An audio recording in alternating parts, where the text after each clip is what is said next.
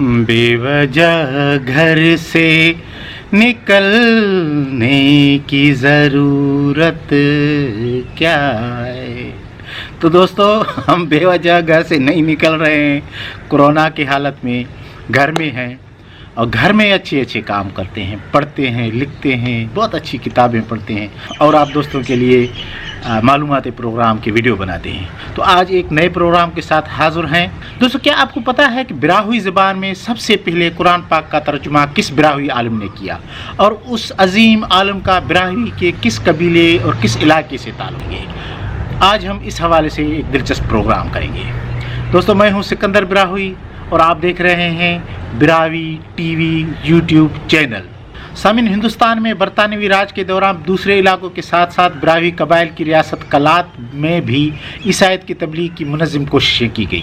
اس حوالے سے خاص طور پر کلات ریاست پر 1839 میں انگریزوں کے قبضے کے بعد ایک منظم طریقے سے وہاں عیسائیت کو پھیلانے کے لیے کوششیں کی گئیں۔ اس حوالے سے براہوئی زبان میں پہلی مرتبہ 1905 اور 1907 میں یوحنا یعنی انجیل کے کچھ خاص حصوں کے ترجمے کر کے مختلف علاقوں میں مفت بانٹا گیا۔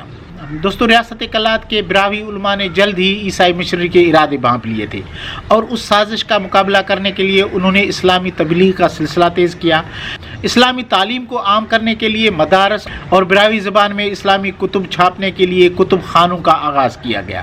اس حوالے سے 1880 میں قائم ہونے والا مکتبہ درخانی ڈاڈر قابل ذکر ہے۔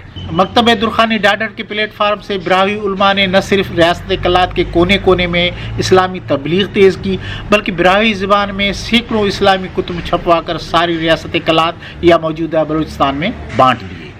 اسلام کا دفاع کرنے اور اسلام کی تبلیغ تیز کرنے اور کرسچن مشنری کا مقابلہ کرنے والے ایسے ہی عظیم براہوئی علماء میں علامہ محمد عمر دین پوری ولد عطا محمد عطائی سلیمان زئی پندراڑی براہوئی بھی شامل تھے۔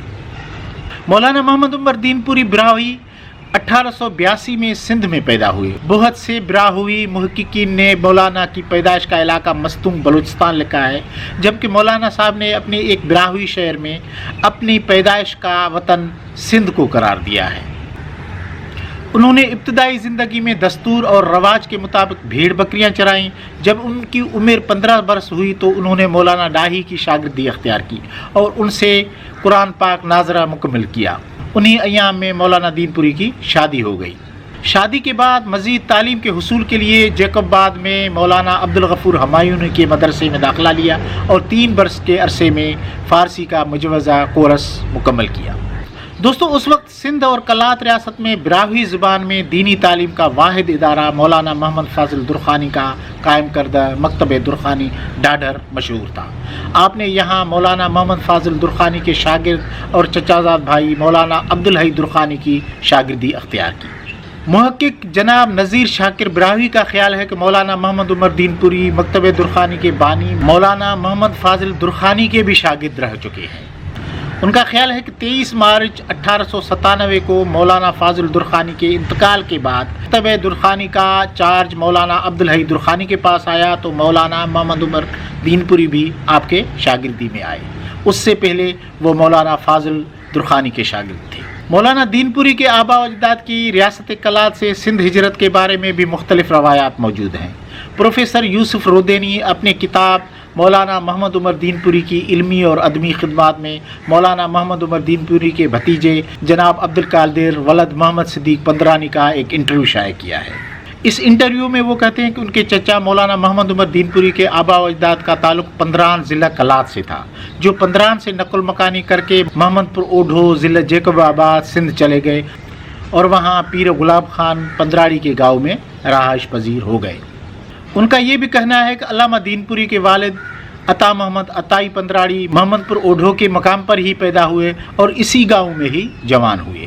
کہا جاتا ہے کہ کچھ عرصے کے بعد مولانا محمد عمر دین پوری کے والد نے محمد پور اوڈھو سے بھی ہجرت کی اور شکارپور ضلع میں وکڑو نامی ایک گاؤں میں آباد ہوئے، اور مولانا محمد عمر دین پوری محمد پور اوڈھو جیکب آباد یا وکڑو شکارپور میں پیدا ہوئے ہوں گے۔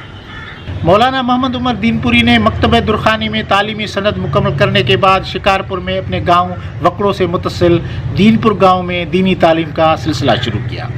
دینپور بستی کے قیام کے حوالے سے کہا جاتا ہے کہ 1898 میں دستار بندی کے بعد مولانا عبدالحی درخانی نے اپنے شاگردوں کو اسلام کی تبلیغ کے حوالے سے مختلف علاقوں میں آباد کرانا چاہتے تھے اور علامہ محمد عمر دینپوری کو شکارپور سندھ میں بٹھانا چاہتے تھے، لیکن اس مقصد کے لیے وکڑوں میں اتنی زمین نہیں تھی کہ باقاعدہ درسگاہ وغیرہ قائم کیا جائے۔ اس مسئلے کے حل کے لیے مولانا عبدالحی نے مولانا عبدالغفور ہمایونی سے مشورہ کیا اور مولانا عبدالغفور نے اپنے ایک نامور عقیدت مند سردار محمد بخش کاکو پوٹو کو اس بارے میں کہا۔ سردار محمد بخش کاکو پوٹا نے اپنے مرشد کے حکم پر وکڑوں گاؤں سے متصل اپنی زمین سے کچھ جریب علامہ دینپوری کے حوالے کیے۔ اس طرح 1899 میں وکڑوں گاؤں سے متصل براہویوں کی ایک بستی کا بنیاد رکھا گیا۔ سامعین، علامہ دینپوری کی گزارش پر مولانا عبدالحی درخانی بذریعہ ٹرین سفر کر کے سلطان کوٹ اترے اور وہاں سے علامہ دینپوری کے گاؤں تشریف لائے۔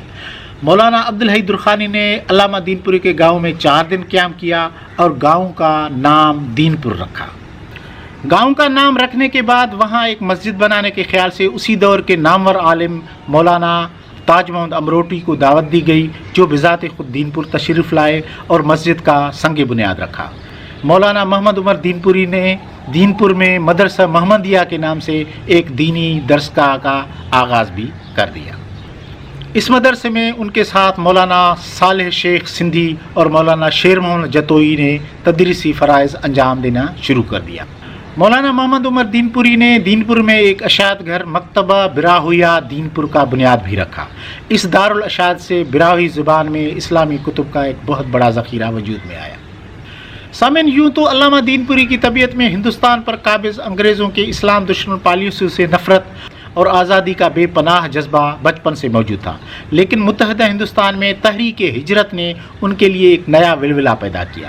چنانچہ آپ نے حضرت مولانا تاج محمد امروٹی کی قیادت میں اس تحریک میں بھرپور حصہ لیا۔ 1920-21 میں مولانا عبدالباری لکھنوی نے ہندوستان کو دارالحرب قرار دیا اور مسلمان ہندوستان سے ہجرت کرنے لگے۔ ہندوستان سے ہجرت کے حوالے سے فتویٰ جاری ہوا تو مولانا محمد عمر دینپوری نے بھی اپنے حلقہ اثر کو دعوت حق پیش کیا۔ چنانچہ ان عقیدت مندوں کی کافی تعداد بالخصوص براہوی قبائل نے اپنا مال مویشی اور دیگر اثاثہ اونے پونے داموں بیچ کر فی سبیل اللہ تعالیٰ کی راہ میں ہجرت کرنے کے لیے کمر بستہ ہو گئے۔ مہاجرین کا گدھوں، گھوڑوں اور اونٹوں وغیرہ کے سواری اور پیدل چلنے والوں کا پشاور سے کابل تک تانتا باندھا ہوا تھا۔ علامہ دینپوری اول دستے کی قیادت کے طور پر کابل پہنچے۔ آپ نے کابل میں مولانا عبید اللہ سندھی سے ملاقات کی اور ان کو سندھ کے رہنماؤں کی تجاویز سے آگاہ کیا۔ علامہ محمد عمر دینپوری و دیگر براہوی مہاجرین افغانستان میں آباد ہونے لگے، لیکن افسوس تاج برطانیہ کے خوف سے افغانستان کے برسر اقتدار شاہی ٹولے نے مہاجروں کے اس سیلاب کو قبول کرنے سے انکار کر دیا۔ نتیجے میں علامہ دینپوری سمیت دیگر مہاجرین کو واپس متحدہ ہندوستان آنا پڑا۔ سامعین، تحریک ہجرت کی ناکامی کے بعد ہجرت سے واپس آنے کے بعد علامہ دینپوری کو گونا گون مشکلات سے ہمکنار ہونا پڑا۔ جب 1921 میں علامہ دینپوری واپس آئے تو سب سے بڑا مسئلہ درپیش یہ تھا کہ تمام بے یار و مددگار جنہوں نے اپنا سب کچھ بیچ کر اللہ کی راہ میں ہجرت کی تھی، ان کو واپس کس طرح بسایا جائے۔ لیکن علامہ دینپوری اور ان کے رفقا نے ہمت نہ ہاری اور کچھ ہی عرصہ میں وہ گروہ اس قابل ہو گیا کہ اپنے پیروں پر کھڑے ہو کر گزر بسر کے ساتھ ساتھ دین کی خدمت بھی کر سکی۔ مولانا محمد عمر دینپوری نے افغانستان ہجرت سے پہلے اور ہجرت سے واپسی پر جو اہم کام جاری اور ساری رکھا وہ تھا براہوی زبان میں دینی کتب لکھنا، چھپوانا اور پوری سندھ اور بلوچستان میں بانٹنا۔ مولانا محمد عمر دینپوری نے براہوی زبان میں کم و بیش 48 کتب تصنیف یا تالیف کی ہیں، ان میں اکثرت دینی کتب کی ہے۔ مولانا صاحب براہوی زبان کے سب سے بڑے مصنف تھے۔ مولانا دینپوری نے دینی کتب کے ساتھ ساتھ دیگر اصلاحی کتب بھی لکھی۔ ان کی ایک مقبول کتاب سودائے خام ہے۔ یہ کتاب آپ کی غزلیات کا مجموعہ ہے۔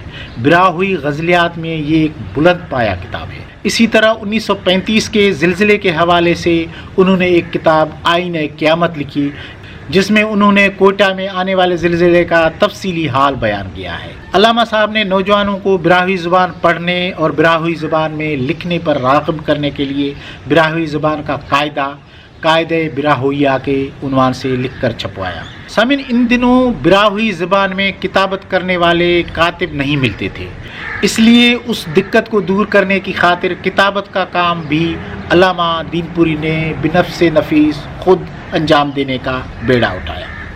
مولانا محمد عمر دین پوری کی کچھ کتب مکتبہ درخانی نے شائع کی، جبکہ زیادہ تر کتب مکتبہ براہوئیہ دین پور سندھ سے شائع ہوئی۔ سامعین، مولانا محمد عمر دین پوری نے براہوئی صحافت کا آغاز بھی کیا۔ انہوں نے پہلی مرتبہ ایک ماہنامہ براہوئی رسالہ الحق کے نام سے 1923 میں دین پور سے شائع کرنا شروع کیا۔ اس رسالے کے چیف ایڈیٹر وہ خود تھے، جبکہ رسالے کے سب ایڈیٹرز ان کی دونوں بیویاں ام شریف اور ام حنیف تھیں۔ ماہنامہ الحق کے فقط 3 پرچے منظر عام پر آ سکے۔ سامعین، علامہ دین پوری نہ صرف ایک فصیح اور بلیغ مقرر تھے، بلکہ ایک دردمند دل کے مالک تھے، جس میں عشق رسول کا مقدس جذبہ کوٹ کوٹ کر بھرا ہوا تھا۔ آپ جب بھی تقریر کرنے کے لیے منبر پر آتے تو لوگوں میں ایک قسم کی خوشی کی لہر دوڑ جاتی۔ سامعین، اپنے آخری ایام میں علامہ دین پوری نے محسوس کیا کہ دین پور میں رہ کر اپنے مشن کو آسانی سے نہیں چلا سکتے، کیونکہ دین پور میں کچھ لوگ ان کے آڑے آ رہے تھے۔ اس لیے وہ 1941 میں دین پور چھوڑ کر خزدار بلوچستان میں مولا نڑبینٹ تشریف لائے اور یہیں سکونت اختیار کی۔ علامہ دین پوری نے یہاں بھی ایک مدرسے کی بنیاد رکھی اور دین کی اشاعت اور سربلندی کے کام کا باقاعدہ آغاز کر دیا۔ اسی دوران سامعین، ان کا ایک بیٹا عبداللطیف بیماری کی وجہ سے انتقال کر گیا۔ اپنے پیارے بیٹے کے درد نے مولانا محمد عمر دین پوری کو بہت کمزور کر دیا اور وہ خود بھی بیمار رہنے لگے، اور اسی بیماری کی حالت میں 1948 میں آخر اپنے خالق حقیقی سے جا ملے۔ انا للہ و انا الیہ راجعون۔ علامہ دین پوری کے 5 بیٹے اور ایک بیٹی تھی۔ آپ کی صاحبزادی محترمہ تاج بانو صاحبہ دینی علوم کی فاضلہ اور کئی براہوئی کتابوں کی مصنفہ تھی۔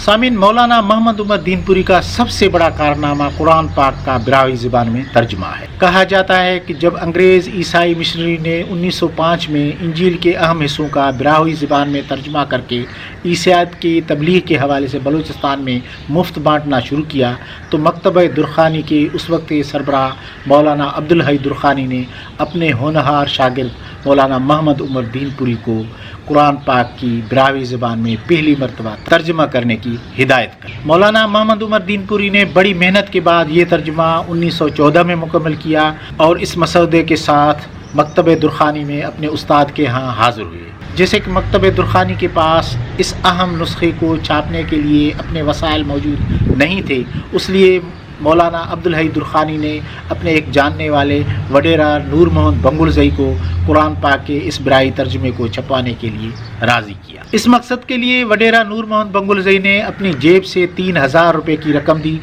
جس کے بعد مولانا محمد عمر دین پوری نے 1916 میں ہندوستان اسٹیم پریس لاہور سے قرآن پاک کا یہ نسخہ براہوئی ترجمے کے ساتھ چھپوا کر لوگوں میں مفت بانٹنا شروع کر دیا۔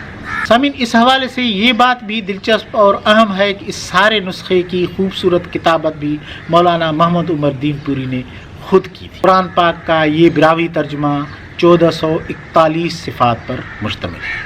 جب یہ نسخہ نایاب ہونے لگا تو قومی ہجرہ کمیٹی کے صدر جناب A.K. بروہی کی کوششوں سے پاکستان قومی ہجرہ کمیٹی کے اشاعتی پروگرام کے تحت ادارہ تاریخ و تمدن اسلامی جامعہ اسلامیہ اسلام آباد کی طرف سے دوبارہ چھاپا گیا اور قرآن پاک کی کاپیاں بانٹنے کی ذمہ داری براہوئی اکیڈمی کوئٹہ کو سونپی گئی۔ لیکن افسوس، جو اس چھاپے میں کچھ تحریف تھیں، اس لیے براہوئی اکیڈمی نے قرآن پاک کے اس نسخے کو بانٹنے سے روک لیا۔ بہرحال قرآن پاک کے اس براہوئی ترجمے کی تیسری مرتبہ چھپائی کے حوالے سے انشاءاللہ ہم آپ کو جلد ایک خوشخبری سنائیں گے دوستو۔ تو دوستو، یہ تھی ایک مختصر کہانی پہلی مرتبہ قرآن پاک کا براہوئی زبان میں ترجمہ کرنے والے براہوئی عالم علامہ محمد عمر دین پوری پندراڑی براہوئی کی۔ دوستو، اگر آپ کو اس طرح کے پروگرام پسند آتے ہیں تو آپ سے گزارش ہے کہ آپ براہوئی ٹی وی کے یوٹیوب چینل کو سبسکرائب کریں اور گھنٹی کے نشان پر کلک بھی ضرور کریں تاکہ براہوئی ٹی وی پہ آنے والے ہر پروگرام کا نوٹیفیکیشن آپ کو ملتا رہے۔ ملیں گے کسی ایک نئے پروگرام میں، اجازت دیجیے، اللہ حافظ.